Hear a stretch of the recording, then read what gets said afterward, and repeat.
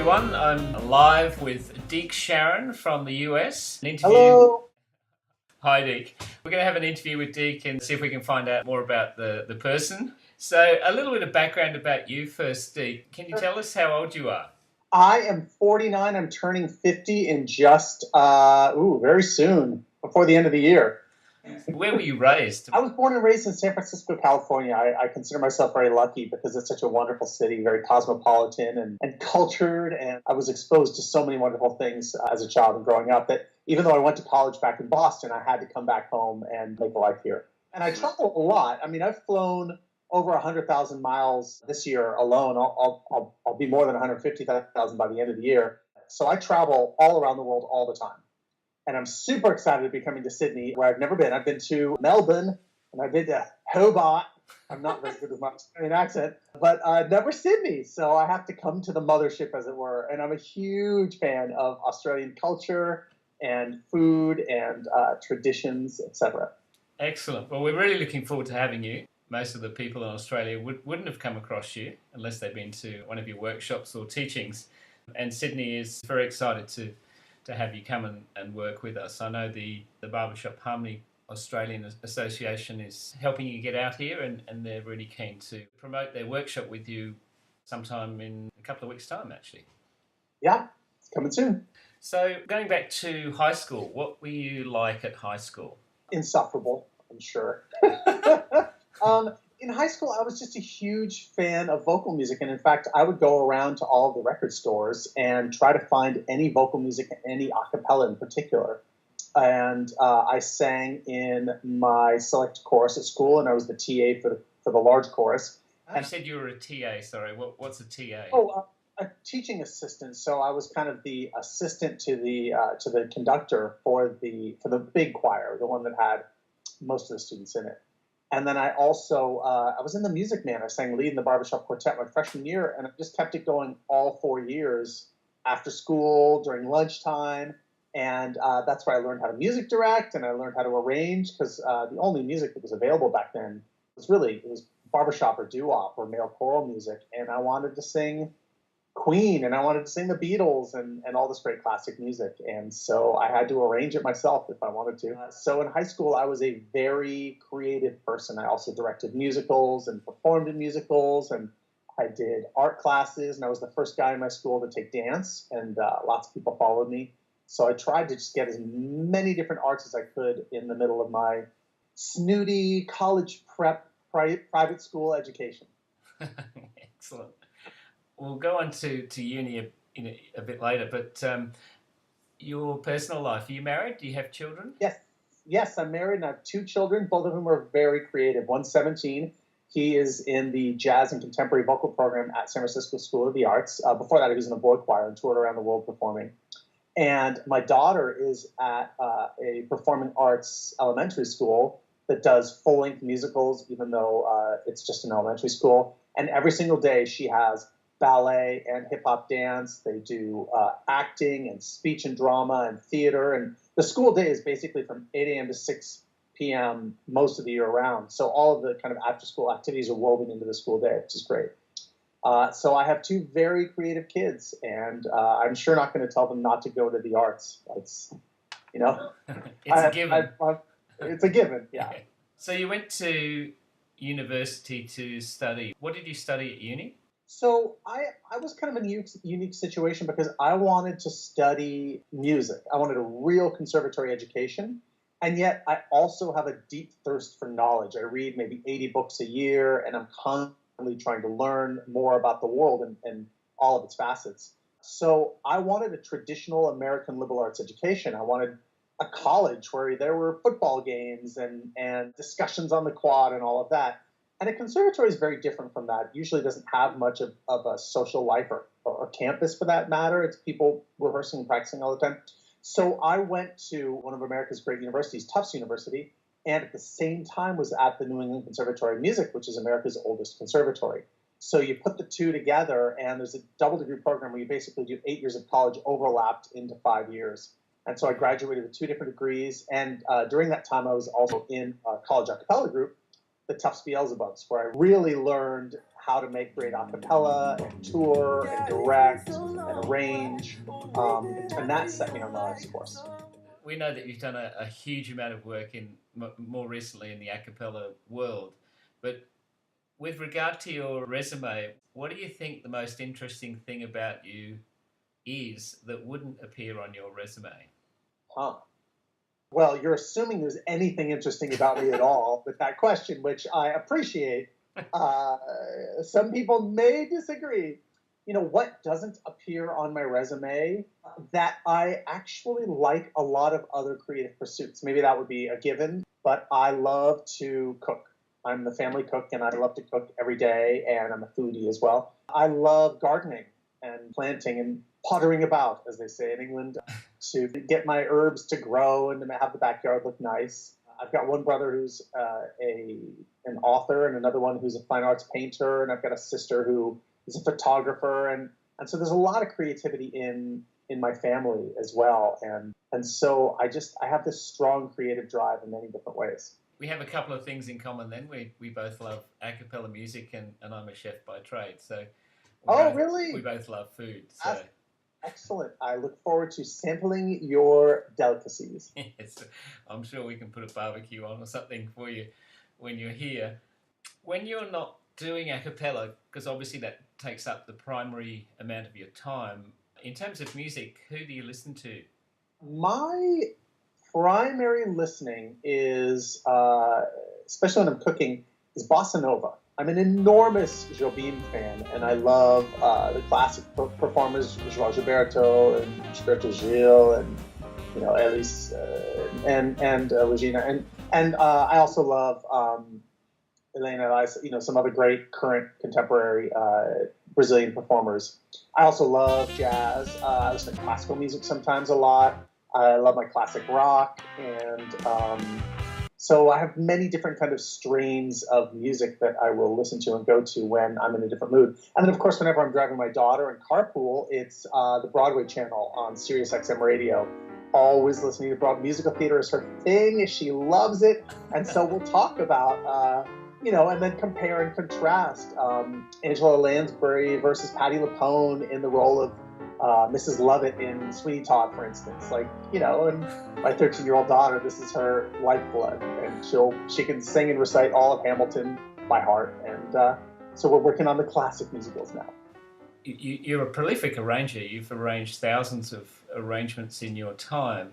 If you had to choose one of your arrangements, or if that's too hard, maybe you can tell me what is your favourite a cappella arrangement, by you or by another? I don't really have one, because for me, an arrangement is just a roadmap to connect an audience with a performer. So different songs work well for different groups. I don't kind of feel like there's one proper way to perform my arrangements any more than there's one proper way to get from your house to the library, depending upon traffic and the time of day, and if you want to walk on the sunny side of the street or not. So it's not the kind of answer that's as satisfying, but sometimes an amateur group will sing one of my arrangements and it'll just make me grin from ear to ear, whereas a professional group, it's perfect but boring, if that makes sense. Of course, if it's boring, it's not perfect. But so it's not, sounds crazy coming from a person who's arranged over 2,000 songs, but the arrangement itself isn't the art. It doesn't matter. It's almost like a recipe. Right. What's your favorite recipe? Well, it depends which chef makes it and what part of the world I'm in and how fresh the basil is and, all of that. Yeah. Okay. Do you have a favorite song? Ooh, if I had to pick a favorite song right now, it would probably be the Oscar Peterson performance of Jobim's Wave. How's that for specific? That's very specific. Yeah. A cappella, particularly in the last 10 years, has taken off. Firstly, do you have a comment or a reason why you think that might have happened? And the direction it's taking, are you happy with the direction it's taking? And why aren't we not hearing a cappella on mainstream radio? Ooh, some big questions there. So so it has grown. It has grown a great deal, and it's been my life's work to help it grow ever since its very early stages when I started the Contemporary Acapella Society of America in my dorm room, and when I started popularizing using vocal percussion, both first in my college group and then in the professional group I started in the House Jacks, and we were also original rock band without instruments and that whole kind of vocal band sound, performing with that first around the US and then around the world. All of this has been by design. None of it is kind of like, oh, look, acapella all of a sudden got big. It's more like that's what I constantly am working on by starting festivals and publishing companies and sharing music and helping groups get started. So I'm thrilled that it's gotten big, and I think about it all the time, and I work on a number of different projects to help move it forward from where it's going. Actually, through most of the history of human existence, people sang. It's actually only very recently that people don't sing because of a result of, it's a result of recorded music requiring less, people don't have to make music themselves to have music around them. And then TV shows like American Idol made fun of people, and schools have taken it and made it less an important topic. So what I'm trying to do by promoting acapella is get people singing again, because it's such a central part of who we are as individuals. And I do hope that it just continues to grow. But I'm thrilled with where it is now. 20 years ago, nobody knew what the world acapella was. And 10 years ago, people thought it was kind of like a joke, like a nerdy thing people did in college. And now we got Pentatonics out there on the road and Straight and Chaser. And you guys have amazing groups there in Australia with the idea of North and Suede. And Barbershop is blooming again. And people are singing all different styles of music. So it's a wonderful thing. I think it is fantastic, and with the development of YouTube and Facebook over the last 20 years, it's really helped. But we still seem to struggle to get into mainstream radio. The bottom line is that radio now is largely controlled by just a few different tastemakers and large record labels who kind of need to control the music that gets onto them because it justifies their own existence. We'll see if these things change, but fewer and fewer people are actually consuming music, listening to radio, as opposed to finding music they like online and then watching YouTube videos and then finding other music and creating their own channels on Pandora, et cetera, et cetera. So in a way, acapella, there's less acapella on the radio, certainly than there was in the late 80s into the middle of the 90s when we had Don't Worry, Be Happy and other songs like that, at least on American radio. However, more people are listening to acapella than at any point, I think, during Billboard chart era since 1955 or whatever, because people who want it can find it. Because we've had television shows on the sing-off in 4 different continents, and Glee was a big hit everywhere. And like I said, with groups like Pentatonics becoming huge successes around the world, people are seeking this music out, which is really exciting and wonderful. So I wouldn't worry too much about the record charts and the what's being played on the radio, and just be glad that we've got so many groups that are out there that are making music and getting heard now. Yes, it's fantastic, and I think it really has exploded in the last 10 years, and a lot of that's to do with the work that you've done as well in the US. But it just seems to have, around the world, YouTube has given vocal groups a platform to be able to share their music, and it's just amazing and fabulous that it's gone the way it's gone in the last exactly. 10 years. And most people don't realize Pentatonics has more followers on YouTube than Beyonce. Really? True. It's absolutely a true fact. And so you can go and go look up the numbers. It's all right there on YouTube. It's amazing what's going on now in vocal music and how people can really, it's almost direct to consumer now. The way people are shopping for themselves on Amazon and going to the store less. Well, people are turning on the radio less often. They don't need it as much. Do you think, just going back to the sing-off briefly, do you think the sing-off will ever come to Australia? That's really up to the television stations there in Australia. I had hoped it would for many years. Now, I don't know if the sing-off will. Maybe someone there will promote a format. If it does happen, I sure hope I have a finger in it, because I love Australia and it would be fantastic to be involved, either remotely or even better on the ground. But we'll really see. There are a few people who make those kind of decisions at the network level, and it's up to them. Yeah. All we can do in culture is make acapella as big and interesting and compelling as possible, and then hopefully their hand is forced at some point. They get enough letters and phone calls and emails. Pitch Perfect 3 is going to come out a couple days before Christmas, which is going to be really exciting. And I just worked on the first musical ever on Broadway that was all a cappella, which was super exciting. So things are still happening out there. There's a lot that's moving forward. Oh, and I just did a big show on the BBC called Pitch Battle, which wasn't only a cappella, it was all choral music, and yet there was an a cappella group in every round. And in the finale, every group had to sing a cappella. And so it's still out there. Indeed. Now, you're obviously on a mission to promote a cappella worldwide, and we've seen the sing-off in the US. I believe it's in Holland, South Africa, and China. Yes. So it's in all of those different places. How were you involved in the Chinese version, and how popular is a cappella in China?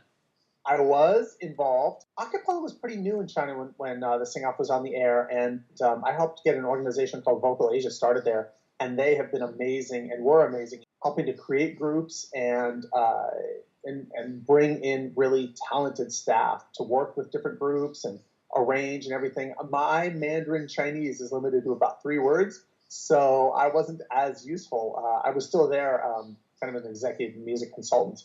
I was a judge on a couple of the episodes, but a lot of it involved taking Chinese folk songs or Maoist anthems or other Chinese popular music and turning it into a disco song or giving it rock and roll edge. Like, it was really fun. There was only a small percentage that was American music because this was mainland China. The thing that was frustrating about it is after the show was on and it was very popular, the Chinese government decided that our show, which was aired on Saturday night like 10:30 to midnight, because it was already considered a little bit subversive, not because of the musical content, but because there was voting. And then after the show was on the air, they clamped down and limited the number of voting programs that could be on television. So the show hasn't come back there. I keep hearing rumors that no, hopefully it'll come back again. But it was actually too popular, which is crazy. But wow. Voting. That's the Chinese way, I suppose. Yeah, well, but the good news is capella's only grown throughout China, and it's huge in other parts of Asia. It's enormous in Korea and in Japan, and Singapore has a whole bunch of different groups, and Taiwan have fantastic. It's just great music going on all around there. Yes, they have some fantastic skills in Asia. You see them coming up on YouTube, and they're very good imitators as well, and they do some fantastic covers of very familiar a cappella groups and also songs. Yeah. Mm. So Pentatonics, they hit the charts with their album, I think it was last Christmas, and they topped the charts in the US. Yep. Which I think was an absolutely amazing achievement and shows how popular they have become over the last 4 or 5 years. But also vocal music, particularly in the holidays, I mean, that's when every single a cappella group and choir has more gigs than any other. The month of December is like everybody works. Yeah. Every mall wants Christmas carolers, every holiday party, everybody's singing everywhere. So I'm not going to say it was inevitable, but I'm glad that they've had an opportunity to capitalize on it. And if you look at most vocal groups' album sales, their best-selling albums are their holiday albums. Yeah, I guess that's around the world. It's mostly the case where certainly singers get busier at Christmas time. Oh yeah. Now they haven't broken into the charts with a single. I'm interested in your views on why that may not have happened, particularly as they've sold millions of copies of their album. You know, well, they Pentatonics did put out an album of mostly original music, and they had one single that was on the radio here, "Can't Sleep Love." It never broke the top 10, but it definitely played on commercial radio and got some attention and traction. It's a hard thing. Demographically, people like to slot music into a particular category. And when people think about a cappella, they think about people doing cover songs of well-known songs.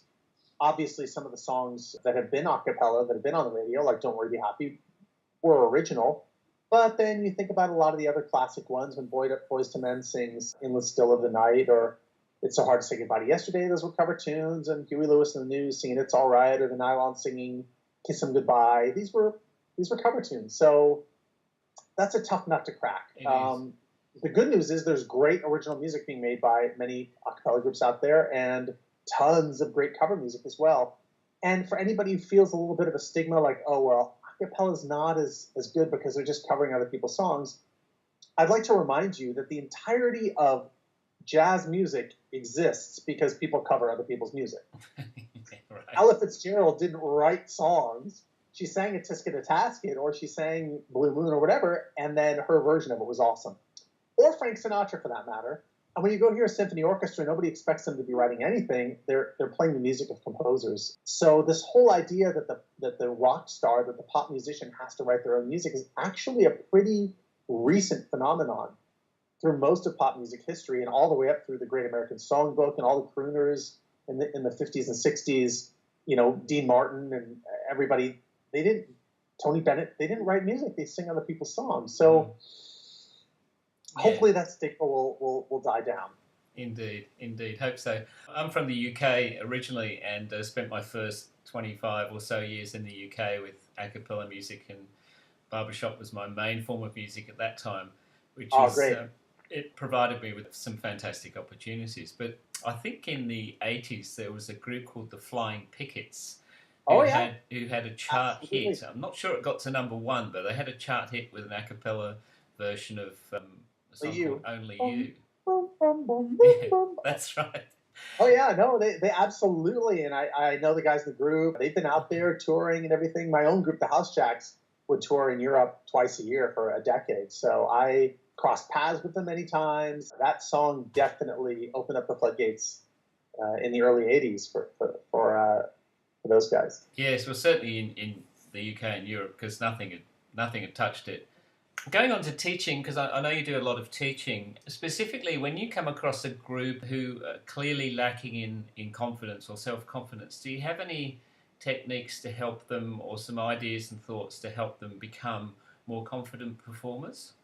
It really depends on the individual group. When I coach groups, there's not a one-size-fits-all process. And the reasons that a 13-year-old girl is a little bit shy on stage might be different from a 50-year-old man. And because there are cultural and, all different kinds of factors that can enter into what holds a person back. But what I really try to do is to focus on the connection between the performer and the group, and strip away a lot of the expectations, strip away a lot of the falsehoods that people, when they get on stage, feel that they need to put into the mix, and get people to be their own natural, unique selves. And I'm so far pretty successful at it, and hopefully people will get a chance to come and see some of the workshops that I'll be doing while I'm there in Sydney, so they can see. And even if they're not up on stage performing, they can watch how other performers change as a result of it, and realize how they, as singers, can open up. Personally, I think genuine sincerity and a connection with the story of the song, and trying to tell the story of the song really works well for me. I'm really into a genuine, sincere performance, and not some of the flash stuff that gets clamped onto performances, because it kind of makes it feel unreal. Yeah, and that's what my third book is about. It's called The Heart of Vocal Harmony, and it's about getting groups of singers to perform with consistent, unified emotion, it's not always easy. Imagine 12 people on stage all reciting Hamlet's To Be or Not to Be in perfect unison, and inflection and emotional delivery and discovery. I mean, there's something uniquely powerful and yet uniquely challenging about a vocal group's emotional delivery. So there's not a lot out there that's been written or discussed on that particular topic. So I was glad to write the book and to be able to use some new techniques to bring the best out of people. How important do you think professional music training is in the development of singers, and also do you think that the curriculum should start reflecting a more contemporary approach and include things like beatboxing or vocal percussion? Well, I do. I think that music is an essential part of any good education. Pythagoras believed there were 5 main subjects that people should study, and music was one of them. And the ancient Greeks were no slouches when it came to considering the nature of education. We've lost that. There seems to be all this focus on STEM, which is important. I believe me, I wish more Americans understood and respected the scientific method. So I'm not saying that science doesn't matter or math doesn't matter, but it shouldn't be studied to the exclusion of the arts, and particularly music, which is a very powerful personal experience that can help people understand and express and connect in ways that academic subjects can't They just can't as effectively. So I do think also that it's wise for music programs to integrate elements of contemporary music in the same way that in a good English program you'll understand, you'll read some Shakespeare, but you might read some contemporary novelists as well. You might read Margaret Atwood or whatever. My daughter right now is in the 8th grade, and they're going to read A Handmaid's Tale, which is great, and it's timely and it's powerful, and it is literature that will go down and stand the test of time, I believe. And by the same token, why should we wait 100 years to study the music of the Beatles or Michael Jackson? It makes no sense, right? I mean, it makes zero sense. People are going to be studying it in 100 years, so why don't we study it now and look at it? Because it's great music. And in the same sense that you don't start someone reading Shakespeare, they read Dr. Seuss and then Harry Potter and then, make their way to Shakespeare. Often contemporary music and contemporary musical styles can be very powerful gateway drugs into getting people hooked on the hard stuff, Dickens or what have you. So I don't think anything should be off the table, and quality is quality. Things are not better just because they're old. Quite right. In terms of the vocal percussion and the imitation of instruments, you're quite well versed in some of those. It's kind of Saturday afternoon for you, isn't it there? It is Saturday afternoon for me, yes. 4:47 p.m. How's your voice feeling and your instrument imitations? How's that feeling this afternoon? I would be happy to do any of them for you. I've not warmed up my voice, but I do not allow that to stop me. Could you give us your favourite impersonation? I love the muted trumpet, particularly. Okay. Oh, the shark hat, but it's and he holds up pearly white. Kind of like that. Yeah, fantastic. What's your favourite instrument that you try to imitate? The muted trumpet, it gets requested because it's so unusual and cool and fun. It's fun to do a lot of them. Regular trumpets, really fun. And flute usually blows people's mind. But I don't have any use for it. It's like, when are you going to use acapella flute? Like, I'm not doing Jethro Tull songs and this one time at band camp. Like, there's just flute's just not really a thing. Sometimes if you're doing backgrounds in a recording studio setting or something, those are fun. Electric guitar. Do you do drums? I do a little vocal percussion. I am by no means an expert. The people who are really good at vocal percussion tend to be like deep and narrow and super focused on the techniques and the styles. So I could teach vocal percussion. I can get people up to like a good solid baseline level, and I could definitely beatbox along with another song. But by no means would I be like the person that would be hired to sit in with Bruce Springsteen or anything like that. Right, no worries. Well, thanks for sharing some of those. That's yeah, great. Of course. We're coming to the end of our session, and I'd like to ask you a few quick questions. Well, actually, there's more than a few, but some fun questions about your knowledge of Australia and some Australian things. So what we'll do is I'll read them very quickly, and you'll give me your best answer. Some of them are semi-serious, and others may not be. Fair enough. So, do you know who made the first flight across the Pacific from California to Brisbane in 1928? Ooh, the very first flight? Amelia Earhart. No, Charles Kingsford Smith. Oh, very Brisbane good. Airport. Name the square-shaped sponge cake. It's coated with a layer of chocolate icing and desiccated coconut. And then the coconut, and it has like it has the raspberry inside. It has some kind of a weird name like Lamamour or something, right? You're very close. Lamingtons. We'll give you that one. We'll give you that one. Who composed the ballad Waltzing Matilda? Who composed it? When I learned it in school, we always just kind of learned it as a folk song. Who composed it? I'm not sure. A chap called Banjo Patterson, Andrew Barton Banjo Patterson. Banjo Patterson, I like it. There you go. Have you tried Vegemite? And if you have, do you like it? I have tried Vegemite. I didn't hate it, but I didn't love it. And I'll bet if I grew up there, I'd be like, oh, I like that. It's because it is an acquired taste. Do you know what AFL is? The Australian Football League, yes, and I hope to see a game when I'm there. I love Aussie football. Julian Assange, you would have heard of him. course. He's Australian by birth. Do you know which state he was born in? Gold Coast? Well, he was born. Gold Coast is an area in Queensland. He was actually not. He was born Okay. in the state of Queensland. So we'll Queensland, give you. We'll give you that one. Do you know what the capital of Australia is? It's not Sydney. Is it not Melbourne? No, it's a place called Canberra. Canberra. Okay. Do you know who was the first Australian to have a #1 international hit song with a version of "A Pub with No Beer"? A pub with no beer, an international hit song. I'm not sure the song was a hit in America, was it? Probably not. I'd say.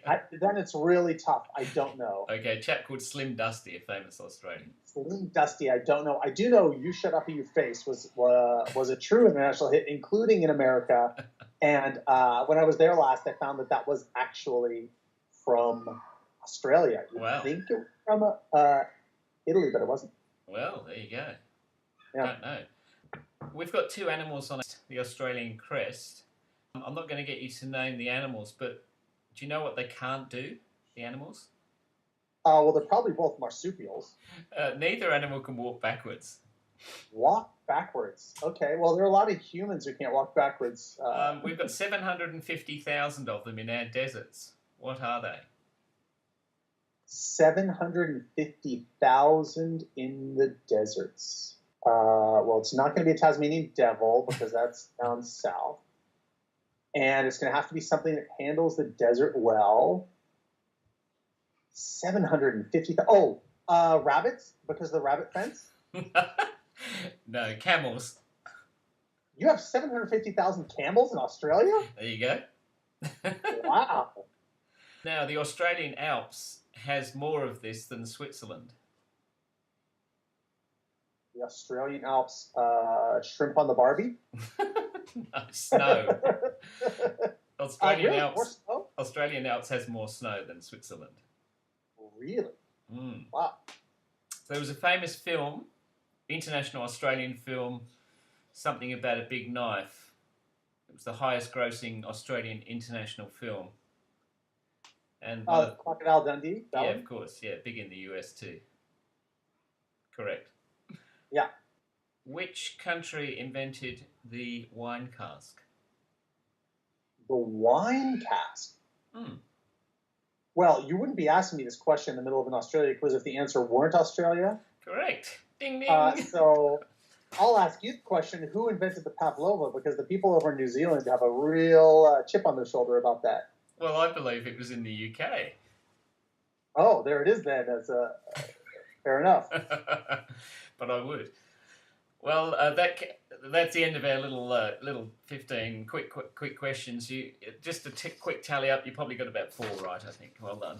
It's probably better than most Americans. Certainly better than our president. So. Oh my goodness. Yes. Well, look, I really appreciate your time. Thank you so much for spending some time with us and sharing a little bit of who you are and a bit of your musical knowledge and history. It's been great fun. My pleasure, and I can't wait to get down there to Sydney and see the beautiful harbour and walk backwards. Yes, you'll love it. We're really looking forward to having you, Sydney Vocal Project, that is, my choir. Yes. Looking forward to having you work with us next Sunday.